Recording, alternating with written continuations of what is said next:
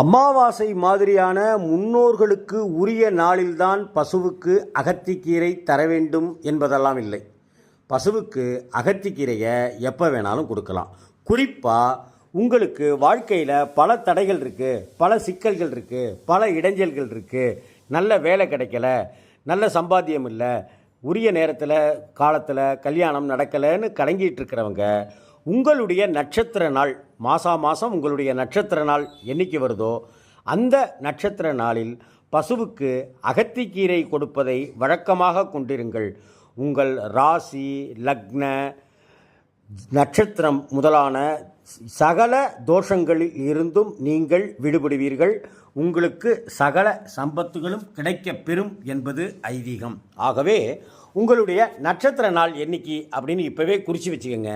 அன்றைக்கி பசுவுக்கு 2 கட்டோ 4 கட்டோ அகத்திக்கீரை வழங்குங்கள்.